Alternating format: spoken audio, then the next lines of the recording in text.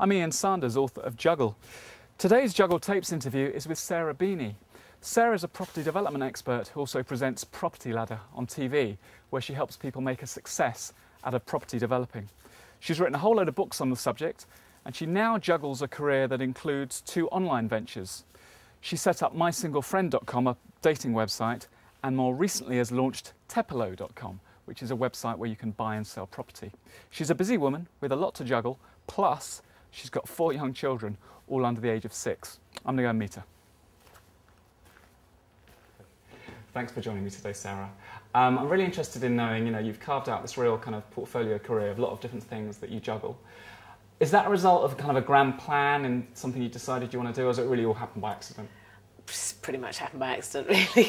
Everything I'm involved in, I'm interested in. And I suppose that's where I start in terms of business, where I kind of think, find something you're interested in, and when you're really interested in it, then a business formulates in one's head about it. Sure, but I mean, are you the kind of person who'd be very bored, Like me, I love variety, so the idea of me doing just one thing would bore me. Yeah, I am basically a self-employed person. I like things to happen, and I like things to happen quite quickly. Yeah. So I realised the other day that if you work in the corporate world, it takes a terribly long time to get anything to happen, and that frustrates me enormously. So I'm used to making my own decisions and things happening very, very quickly. One phone call and I can make enormous decisions from one phone call. And I've always got a new idea or a new plan that's ticking away in the back of my head somewhere. Cool. You've reinvented yourself outside of property expert, which is obviously what a lot of people know you for. Were you worried at all that by setting up the dating website, mysinglefriend.com, that it might kind of dilute people's perception of you as an expert in another area by doing something, completely different? Some people might say it's so random. Not really. I mean, I have to say, number one, I have a building company, and the television sort of hooked on the back of it. So it didn't really concern me particularly that people might think, oh, that's a bit of a strange kind of step.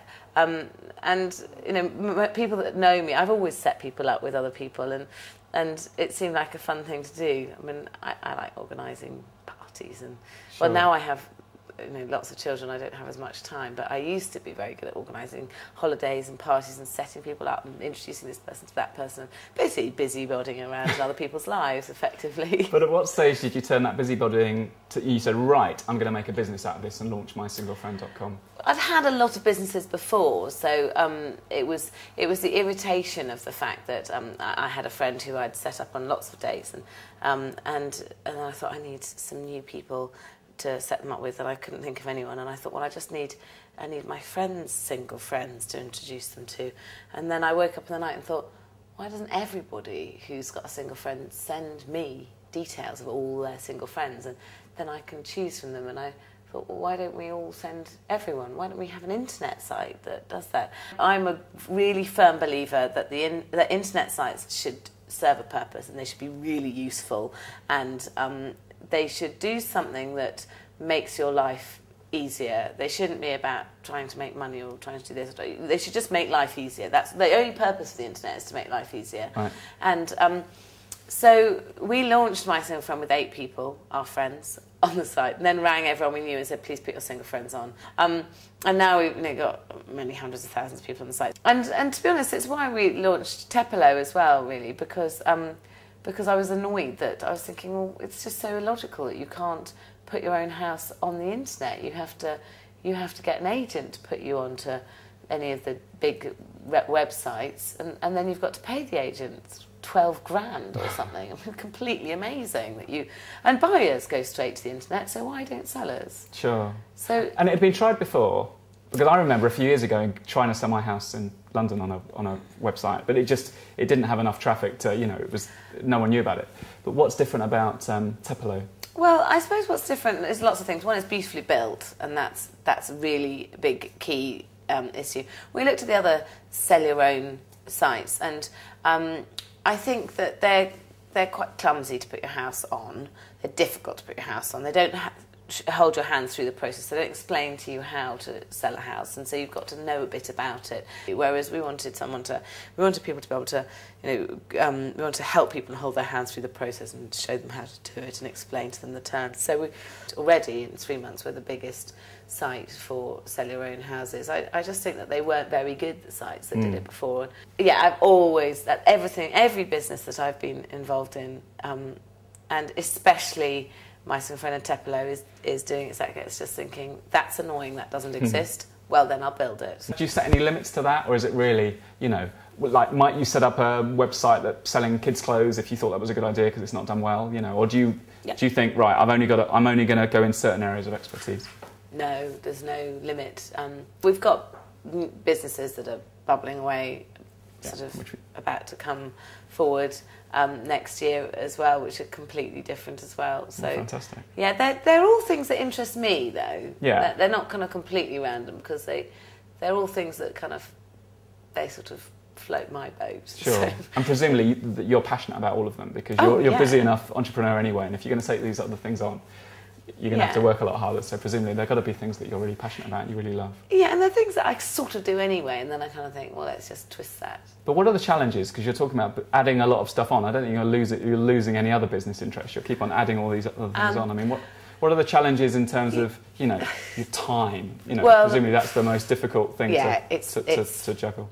I have to admit that is incredibly hard, and I'm a control freak, and I like to, I'm not very good at delegating stuff off. I kind of like to hold it all quite close, which makes it a bit complicated. No, sure. Sometimes, at the moment I do slightly feel like I'm drowning a little bit. Right. and then I think, well, it's my own fault. I took it all on. No one made me take all this stuff on. But the biggest difficulty is you let a lot of people down. So, right at the moment it's quite difficult. I'm quite behind with a lot of stuff, and there's a lot of people who haven't had replies to their emails, which I meant to do and I haven't. And we've got a lot of other projects on as well. We've got a big development we're doing in Yorkshire, which is kind of taking up a lot of time.